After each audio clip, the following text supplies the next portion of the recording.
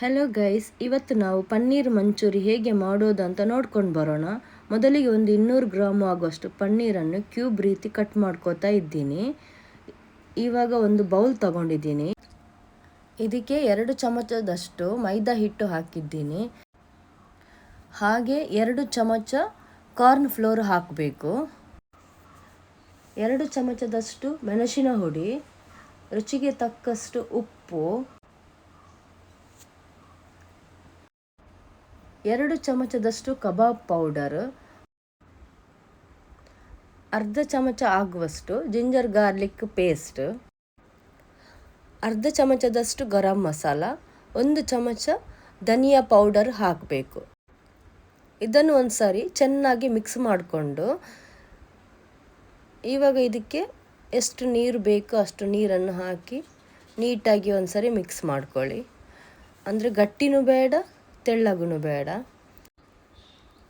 ಇವಾಗ ಇದಕ್ಕೆ ಕ್ಯೂಬ್ ಥರ ಕಟ್ ಮಾಡ್ಕೊಂಡಿರುವ ಪನ್ನೀರನ್ನು ಆ್ಯಡ್ ಮಾಡ್ಕೊಳ್ಳಿ. ಆ್ಯಡ್ ಮಾಡಿಕೊಂಡು ನೀಟಾಗಿ ಒಂದು ಸಾರಿ ಮಿಕ್ಸ್ ಮಾಡ್ಕೊಳ್ಳಿ.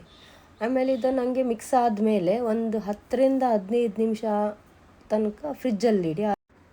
ಫ್ರಿಜ್ಜಲ್ಲಿಟ್ಟರೆ ಇದು ನೀಟಾಗಿ ಎಳ್ಕೊಳ್ಳುತ್ತೆ ಪನ್ನೀರಿಗೆ.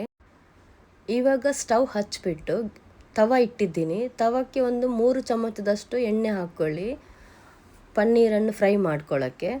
ಇಲ್ಲಿ ನಾನು ಡೀಪ್ ಫ್ರೈ ಮಾಡ್ತಾಯಿಲ್ಲ, ತವಾ ಫ್ರೈ ಮಾಡ್ತಾ ಇದ್ದೀನಿ ಪನ್ನೀರನ್ನು.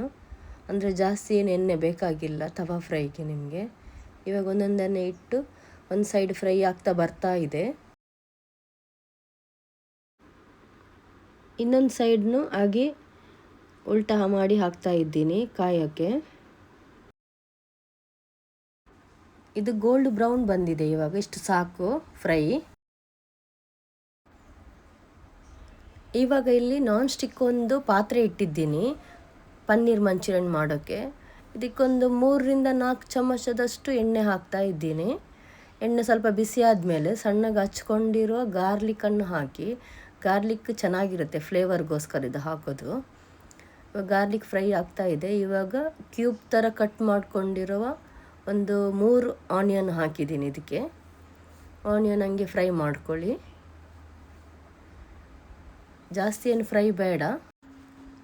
ಇವಾಗ ಇದಕ್ಕೆ ಒಂದು ಕ್ಯಾಪ್ಸಿಕಮ್ ಹಾಕಿ. ಇದು ಆಲ್ರೆಡಿ ನಾನು ಕ್ಯೂಬ್ ಥರ ಕಟ್ ಮಾಡಿ ಇಟ್ಕೊಂಡಿದ್ದೆ.